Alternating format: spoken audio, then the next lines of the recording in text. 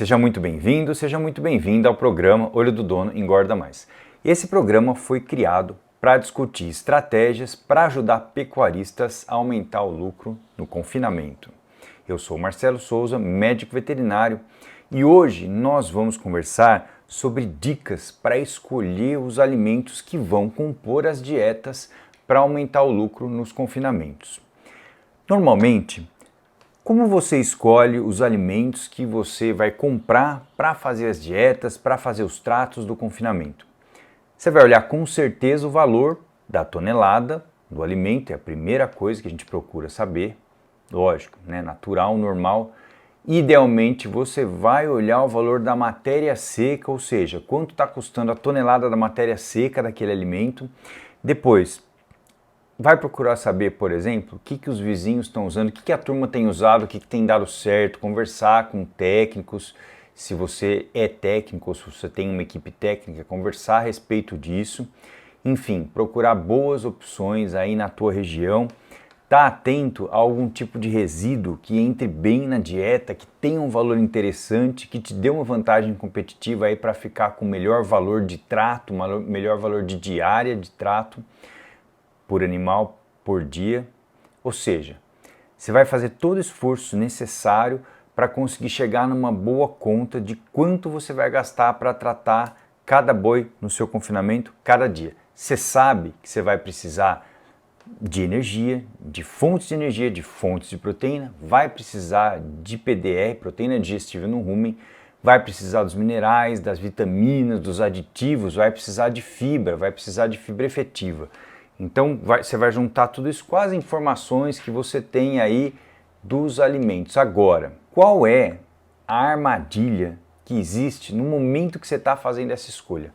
No momento que você está tendo essa escolha de alimentos aí para compor as dietas no seu confinamento. O seu cérebro, ele pensa rápido na grande maioria das vezes. Eu vou dar um exemplo aqui de um livro que se chama Rápido e Devagar, o autor é o Daniel Kahneman, e ele explica lá naquele livro que muitas vezes a gente é induzido a tomar decisão de uma forma rápida, pensando de uma forma intuitiva, ligando um pouco no automático e muitas vezes fazendo o que a maioria faz. E isso é chamado de movimento de manada, ou seja, é aquele movimento que você faz porque tem muita gente fazendo igual. Quando você está numa cidade que você não conhece, está procurando um lugar para almoçar, por exemplo, você está andando lá na região dos restaurantes da cidade ou mesmo numa praça de alimentação em um shopping center. Aí chega lá, você vai olhar, vai ver, a tendência natural é a gente achar que o restaurante que tem mais gente é o melhor restaurante e a gente seguir para esse restaurante. E não necessariamente a comida dele vai ser melhor ou ele vai atender o que a gente estava procurando, a nossa necessidade, mas como tinha muita gente ali, você acaba indo. E esse é um movimento de manada, tem que tomar muito cuidado com isso. Porque muitas vezes, se você não tem outras variáveis para analisar, esse pode ser o seu único recurso na hora de usar um alimento, ou seja, todo mundo está usando aqui em volta, aqui perto, eu vou usar isso aí também que está dando bom para todo mundo. E isso pode não ser verdade. E foi exatamente por isso que eu escolhi falar esse tema nesse vídeo para você hoje. Você precisa calcular o valor real dos alimentos que estão sendo comprados ou que estão sendo cotados para eventualmente serem comprados para compor as dietas aí no seu confinamento. Porque cada vez está mais importante fazer esse tipo de escolha. Porque é cada vez mais importante escolher bem os alimentos aí para compor as dietas. Nós estamos vendo o que está acontecendo no mundo. A população mundial cresce. A necessidade de alimentos também cresce. Ou seja, nós precisamos produzir cada vez mais e para produzir cada vez mais, também precisa produzir cada vez melhor, buscar produtividade, seja na lavoura, seja no nosso assunto aqui hoje, que é a produção de carne e sistema de confinamento.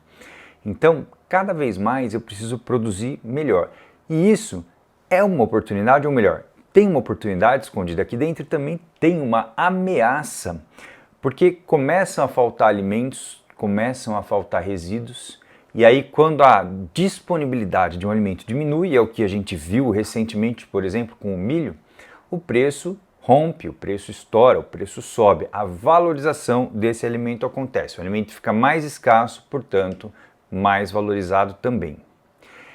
E quando muitas vezes alguém me pergunta assim, Marcelo, esse alimento é caro ou é barato? Eu vou perguntar para você agora. Esse alimento que você está avaliando e analisando para colocar na dieta hoje, está caro ou está barato? Pensa aí num alimento que você está cotando hoje, ou ontem, ou essa semana, ou o último alimento que você cotou para pôr aí na tua dieta. Ele é caro ou ele é barato? E eu vou te responder o seguinte: depende. Depende de quanto ele vai gerar de ganho médio diário, de ganho de peso nos seus animais. Porque o ganho de peso também vai determinar quanto você vai ganhar de dinheiro lá no final. Então, primeira variável, ganho de peso, depois ganho de carcaça, conversão alimentar, eficiência biológica, são vários índices que a gente tem que parar, pensar e falar quanto que esse alimento que eu estou comprando vai me gerar de ganho de peso e de ganho de carcaça, de rendimento de carcaça. Quanto vai ser o meu quanto vai ser o meu valor de arroba engordada? Quanto eu vou pagar, quanto eu vou desembolsar para engordar uma arroba? É esse número que vale. E você pode estar pensando assim, mas Marcelo, isso é óbvio, é a premissa, é o que eu faço. Muitas vezes a gente faz de uma forma intuitiva e rápida a escolha, como eu disse anteriormente. A gente precisa pensar devagar. Alguém precisa fazer essa conta para você. Alguém, ou você mesmo, ou alguém precisa fazer essa conta para você, para falar, por exemplo, quanto está custando 1 kg de matéria seca, 1 kg de NDT daquele alimento que você vai comprar. Porque senão você continua usando o que você sempre usou, ou o que a grande maioria está usando, e muitas vezes dentro da sua conta, dentro da tua análise de viabilidade, aquele resultado simplesmente pode não ser suficiente para te levar ao lucro, para te levar a aumentar o lucro. E muitas vezes a gente compara alimento com resíduos. A gente busca resíduos, que são opções interessantes, que têm valor por tonelada muitas vezes menor, e aquilo ali ele cresce aos nossos olhos. Então, o que você precisa considerar para avaliar a viabilidade de um alimento ou de um resíduo, a viabilidade de inclusão de um alimento ou de um resíduo na dieta aí do teu confinamento? É o valor real da tonelada da matéria seca. Primeiro ponto. Depois, quanto custa 1 kg de NDT daquele alimento? E eu vou explicar já como você vai fazer essa conta. Porque o NDT é a energia da dieta, é a maneira que a gente usa, uma unidade de medida de energia da dieta. Quanto custa realmente? Quanto que é o teor real de NDT daquele alimento? Então eu preciso saber quanto é a matéria seca, preciso saber quanto que é o teor real de NDT daquele alimento para saber quanto custa 1 kg de NDT. Isso é uma conta simples, talvez você já faça. Agora, quais são os problemas que podem realmente impactar no seu lucro? Pensando nesse sentido, é quando você não sabe exatamente o quanto tem ou o quanto está variando no teor de matéria seca e no teor de NDT nos alimentos que você tem usado aí para compor a tua dieta. Quando você não conhece esse valor real de matéria seca que está oscilando, por exemplo, num resíduo que, por exemplo, pode ter uma quantidade muito grande de umidade, um resíduo com muita água e que tem uma oscilação importante de matéria seca, ou uma fonte de volumoso que também tem uma oscilação importante de matéria seca, enfim. São números que você muitas vezes acha que está acompanhando, mas não está acompanhando. E justamente quando a gente está buscando os alimentos que têm menor valor por tonelada, são esses alimentos que mais variam. São esses alimentos que vão ter a chance de entregar um menor valor de matéria seca e um menor teor de NDT, menor do que aquele que ele deveria estar entregando. Agora, como você sabe isso? Como você faz para saber isso?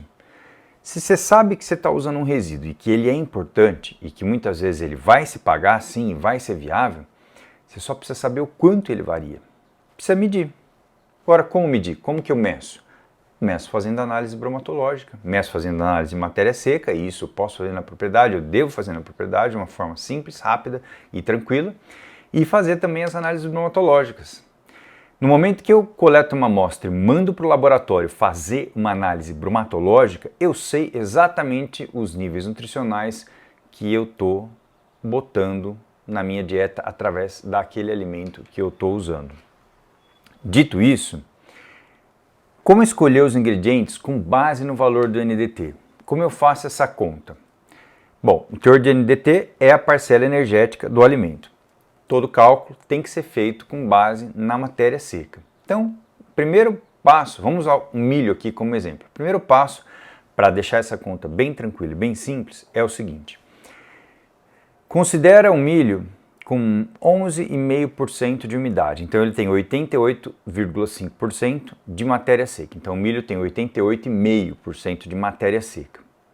E eu pago nesse milho R$ 1,62 o preço do quilo. Então eu vou lá comprar o milho, muitas vezes você vai cotar pelo valor da saca, claro, mas converte em quilo, vai dar R$ 1,62 aí o valor de 1 quilo de milho. Na matéria natural, é o que eu estou pagando para ter esse milho, beleza. Então eu vou pegar esse valor, 1,62, e dividir por 0,885. Por quê? Porque esse milho tem 88,5% de matéria seca, ou seja, 11,5% de umidade. Então eu pego o valor que eu paguei e divido por 0,885. Essa conta, ela me gera um número que vai me dar o valor real da matéria seca. Porque se em 1 kg de milho eu tenho 885 gramas de nutriente, o resto é água, essa água, eu estou pagando por ela, mas ela não me gera energia nenhuma, não tem NDT nenhuma ali. Então, eu preciso descontar isso. E aí, quando eu faço o 1,62 dividido por 0,885, eu vou ter que um quilo de milho vai custar R$ 1,83 na matéria seca. Então, 1 quilo de nutriente, na verdade, desse milho está me custando 1,83. Agora, se ele tivesse 100% de NDT, então o valor do quilo de NDT seria 1,83, mas ele não tem. Ele tem 86% de NDT, o milho.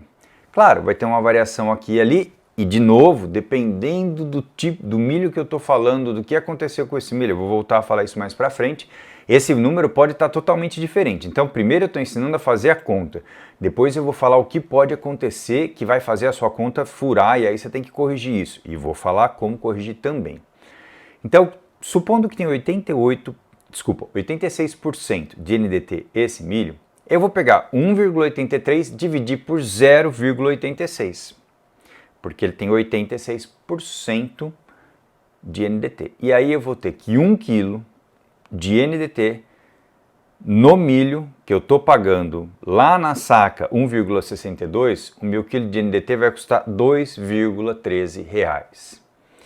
E é exatamente esse número que eu tenho que comparar quando eu vou buscar opções para substituir o milho das dietas, porque é natural. Tanto que o milho foi valorizado aí no último ano, nos últimos anos. Se eu pegar histórico de preço de milho, nossa senhora, eu lembro aí de milho a R$ 28,00 o saco, aqui em São Paulo, né? E hoje, o que nós estamos pagando aí, esse milho 90, enfim. Então, toda vez que o milho sobe, é natural, o teu cérebro rápido vai falar assim, procuro uma opção. E aí, tá certo, tem que procurar, mas calma, procura e analisa e usa a parte que faz conta do cérebro, a parte analista, que faz análise, analista. Então, eu vou pegar uma outra alternativa, um outro resíduo, vou saber quanto ele tem de matéria seca e quanto ele tem de NDT. E vou fazer a conta dessa mesma forma. E aí eu posso chegar à conclusão que 1 kg de NDT de um resíduo que era mais barato, que está custando muito menos que o milho, lá no final vai ficar mais caro. Eu vou ter 1 kg de NDT mais caro.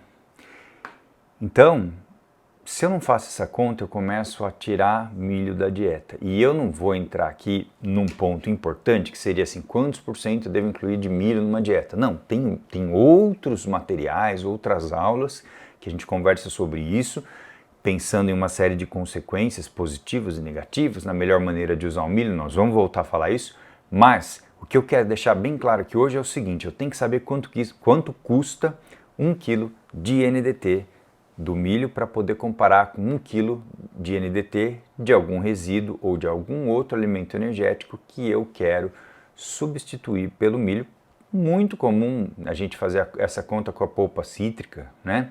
A gente sabe o que tem de NDT na polpa cítrica também, enfim. Então esse é um ponto muito importante quando você está aí tendo certeza que você vai tirar o milho da dieta. Faz a conta, pode ser que não seja uma boa opção, certo? Bom, e já que eu disse que é muito comum a gente procurar resíduos e que esses resíduos eles têm muitas vezes maior teor de umidade, são mais instáveis, por que que existe alteração de composição e também de qualidade nos resíduos? O que acontece com os resíduos quando eu vou fazer essa comparação? Primeiro eu tenho que pensar o seguinte, resíduo é resto de processo, então quanto melhor for o processo, quanto mais padronizado for o processo que me gera esse resíduo, maior é a uniformidade desse resíduo que eu compro, ou seja, ele vai ser mais parecido com o passar do tempo. Cada lote que eu compro tem a chance de ser mais parecido porque ele vem de um processo muito padronizado. Por exemplo, a polpa cítrica, que vem de um processo que é bem padronizado, polpa cítrica pelletizada, eu estou me referindo aqui, com baixo teor de umidade. Então é um resíduo que tem um padrão de estabilidade interessante, mas que também pode ter alguns desvios, e aí a gente vai conversar também sobre isso mais para frente. Agora, muitas vezes os componentes, a matéria-prima que é usada para o processo base que me gera esse resíduo, como por exemplo o resíduo úmido de cervejaria, que vem da produção de cerveja, hoje a gente sabe que a cerveja não é mais só cevada. Nós temos inclusão de milho na cerveja, também inclusão de arroz. Então, dependendo do percentual de inclusão de cada um desses componentes do resíduo úmido de cervejaria, ele vai me entregar um NDT diferente, um extrato etéreo diferente, um teor de proteína diferente. E eu já disse aqui, vou repetir, eu pego oscilações de mais de 10%, por exemplo, em teor de proteína, etc., dentro do resíduo úmido de cervejaria. Então, a composição está diferente. Então, isso é uma coisa, composição diferente. A outra coisa é instabilidade do processo de produção desse resíduo, que vai te entregar um produto, um alimento, com uma variação tanto de umidade quanto de atividade de água, ou seja, de teor de água livre dentro desse resíduo. E essa água livre, ela é fonte, ela é alimento para proliferação de bactérias patogênicas e fungos que contaminam esse alimento. E quando eu falo em resíduos como, por exemplo, as varreduras, varredura de silo, varredura de chão de fábrica, enfim, aí piora um pouco. Por quê? Porque pode parecer um negócio da China, o valor normalmente é bem barato. E às vezes você não tem muita opção, não tem o conhecimento e vai lá e acha que está fazendo um ótimo negócio. Só que a varredura, cada vez, além de cada vez ela ter uma composição muito diferente de inclusão, por exemplo, banda de soja, capulho de algodão, enfim, vários resíduos diferentes aí que são, dependendo do tipo de alimento que a indústria processa, vai gerar uma varredura diferente. E cada dia ela está com um nível de NDT, com um nível de matéria seca, com um nível de proteína, etc, etc, etc. E mais perigoso que isso é que a qualidade microbiológica, a contaminação desse resíduo, ela é maior, porque isso é lixo, é varrido para não jogar fora, é entregue ao boi. Então o grau de contaminação é muito maior. Nós temos que lembrar isso, temos que deixar registrado, porque muitas vezes resíduo pode sim ser considerado lixo, resto de processo, e aí eu vou estar botando para dentro do boi além de um valor nutricional muito baixo, de uma quantidade de NDT baixa, problemas e contaminações. Agora, como que essas alterações desses alimentos atrapalham na lucratividade da engorda? Um ponto muito importante é que essas alterações que acontecem com esses alimentos e com esses resíduos, elas levam a uma perda de NDT. E essa perda de NDT, ela vai me levar, por exemplo, a uma surpresa muito desagradável, porque eu fiz uma formulação para ter uma dieta que vai gerar um ganho de peso, que deveria gerar um ganho de peso de 1,8 kg por dia.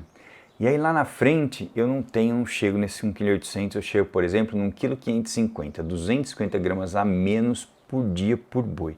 Eu contei com um milho que tinha, por exemplo, que deveria ter 86% de NDT, só que esse milho sofreu um grande ataque de caruncho e o caruncho comeu o nutriente do milho.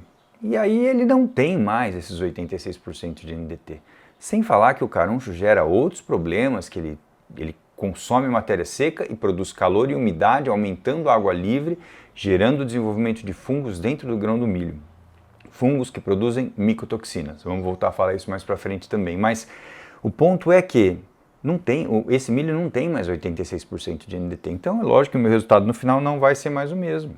Se eu pegar um resíduo úmido de cervejaria, que deveria ter 25% de matéria seca, e essa matéria seca caiu para 18%, o que aconteceu com esse excesso de água? Essa água está livre? Ela é só umidade ou ela é água livre? Bom, todo esse excesso de água livre que está dentro da cevada e essa baixa de matéria seca também vai alterar a qualidade dela. E muitas vezes ela também não vai ter mais 80% de NDT, porque essa água livre ela gera processos fermentativos e as bactérias elas consomem essa energia que estava ali no alimento. Então veja bem, alimento com estabilidade baixa, armazenado aí no seu confinamento, perdendo NDT, perdendo energia. E você precisa conhecer essa variação. Você pode usar, mas você precisa conhecer essa variação para fazer a tua conta e ter certeza que vale a pena. Por quê? Além da perda de NDT, um alimento que tem alta atividade de água, que está exposto à fermentação excessiva por bactérias e o crescimento de fungos, ele vai gerar algumas consequências muito desagradáveis, ou melhor, muito prejudiciais à lucratividade aí do teu confinamento. Vai te gerar menos lucro, porque excesso de água livre, bactéria consumindo energia do alimento, fungo filamentoso produzindo micotoxina e a ingestão constante de micotoxinas, mesmo que em graus mais baixos do que os necessários para causar a morte do animal, mesmo assim a ingestão de níveis baixos e constantes de micotoxina vão diminuir a resistência orgânica desse animal. Então você vai ter mais animais acometidos com sintomas pulmonares, por exemplo, a tua casuística de sintoma pulmonar aumenta. Pode ser sintoma leve, pode ser sintoma um pouco mais evidente, mais claro, mais fácil de observar. E um outro ponto é que a ingestão constante de micotoxinas também prejudica, diminui o ganho de peso, vai diminuir o rendimento de carcaça, ou seja, os índices zootécnicos aí do confinamento vão diminuir porque esses animais estão ingerindo constantemente micotoxinas. E se a atividade de água é mais alta ainda e o crescimento de fungos acontece de uma forma muito mais importante, aí eu vou ter surtos de mortes de animais contaminados por micotoxina. Agora, quando a atividade de água, ou seja, o percentual de água livre dentro de um alimento é maior que 85%, aí o que desenvolve já é o botulismo. A bactéria, o Clostridium botulinum, se desenvolve muito bem em alimentos que apresentam 85% ou mais de água livre. E aí nós não estamos falando de umidade, nós estamos falando de água livre. Então muitas vezes um alimento que é seco, mas que tem muita água livre, também pode ter esse perigo de contaminação e levar a surtos de mortes, por exemplo, em animais por botulismo. Agora, e se nesse momento de comida cara, Marcelo, não está fácil, nós estamos vivendo uma valorização de alimento nunca antes vista no nosso setor. E se nesse momento de comida mais cara mesmo não for possível eu comprar alimentos que tem mais estabilidade, eu vou ter que comprar um pouco de alimento que tem mais água livre, que é um pouco mais instável. O que eu faço? Alimentos esses que vão ter uma alteração de valor de NDT durante o ciclo. Então eu sei que eu estou perdendo energia durante a armazenagem. E isso acontece, por exemplo, na polpa cítrica, na torta de algodão, na casca de soja, quando elas estão esquentando. Ou seja, esquentando, está tendo um processo fermentativo com perda de energia ali dentro. Eu preciso conhecer essa variação. Como eu faço para conhecer essa variação? Eu faço análise. Se eu conheço a variação, eu sei que eu estou tendo menos NDT, eu tenho que corrigir o meu programa, eu tenho que informar o meu programa o menor, o limite inferior dessa variação. Eu vou analisando e vou conhecendo e sei o que está acontecendo com aquele alimento, estou informando o meu programa para corrigir, para ajustar de acordo com essa variação, para fazer com que a minha dieta me leve a um mesmo resultado. E aí eu consigo avaliar a viabilidade, se aquilo está dando um bom valor de arroba engordada ou não. Chega num determinado momento que a coisa pode ficar feia, e aí você tem que fazer uma análise de novo. E acima de tudo tem que entender o motivo pelo qual isso está acontecendo, ou seja, fazer análise do teor de água livre desses alimentos que você está tendo problema aí no confinamento. E aí nós temos dois caminhos. Primeiro, muitas vezes eu tenho uma situação onde eu não consigo um resíduo de boa qualidade, como eu disse anteriormente, pela variação dos ingredientes que compõem esse resíduo, e por outro lado eu tenho alimentos com excesso de água livre, alimentos úmidos, alimentos esquentando, e o que eu faço? Eu preciso usar um absorvente de micotoxina de amplo espectro para proteger os animais, para sequestrar essas micotoxinas e mandá-las embora nas fezes e evitar que esse problema me gere perda de ganho de peso. E aí eu corrigi essa situação de instabilidade de alimento com alta água livre, de alimento que tem micotoxina que me geraria uma perda de performance no confinamento. Eu consigo neutralizar esse efeito usando os sequestrantes, os adsorventes de micotoxina de amplo espectro. Agora, no meu dia a dia, o que eu tenho visto? Como eu tenho percebido que realmente assim, a gente vê que tem alguns problemas no momento da escolha dos alimentos para compor as dietas do confinamento. Eu sempre ouço alguém falando assim muito, né? Olha, Marcelo, aqui tem um resíduo fantástico aqui na minha região, muito bom, o gado come bem, ele é bonito, ele é cheiroso, realmente é muito bom. Sempre eu ouço alguém falando de um resíduo muito bom. Normalmente esse resíduo está associado a um valor baixo de tonelada de matéria original, ou seja, o resíduo tem um valor baixo por tonelada na matéria original, nem sempre se fala em matéria seca. E aí eu chego e eu vejo muitas vezes ou um problema de consumo ou um problema de ganho de peso naquele lote de animais, e aí eu pego a dieta, coleto amostras da dieta, faço análise e os níveis nutricionais que eu encontro nas análises bromatológicas não batem com os níveis nutricionais que foram formulados para ser oferecidos para aqueles animais.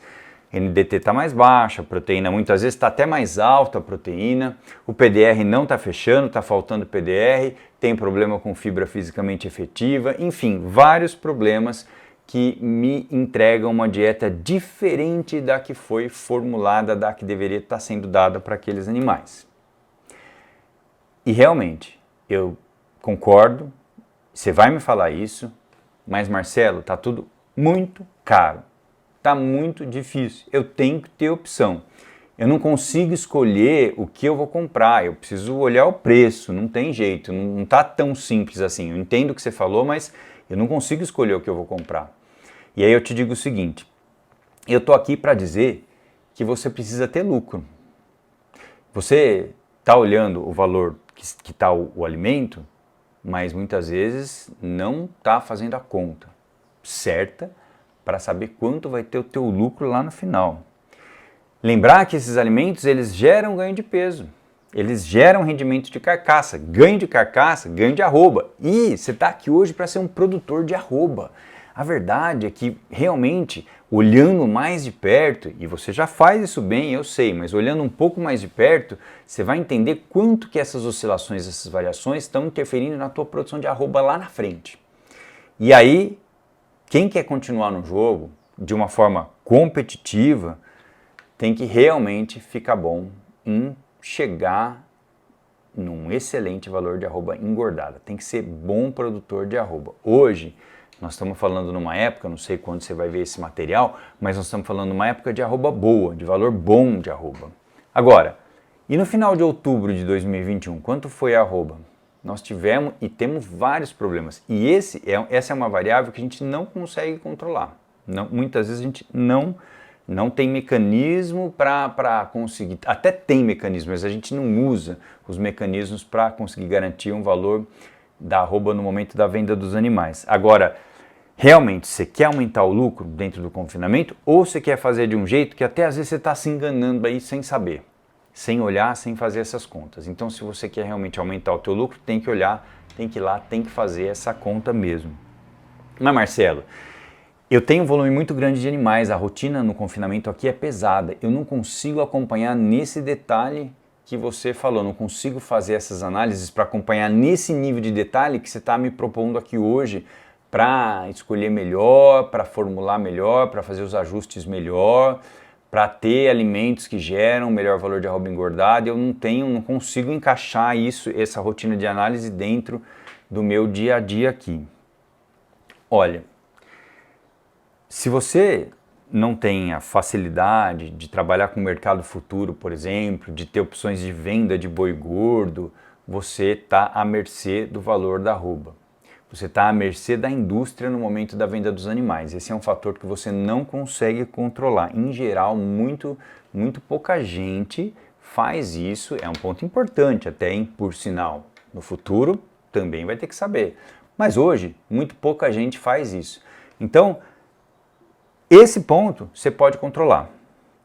Esse é um ponto que você pode atuar. Se você sabe que isso diminui o seu lucro e você pode atuar, então você pode priorizar dentro da rotina essas análises, esse acompanhamento dessa qualidade dos alimentos que você está usando aí durante o tempo de confinamento, como durante o tempo de armazenagem. Você pode priorizar para conhecer sim esses alimentos que você está usando aí.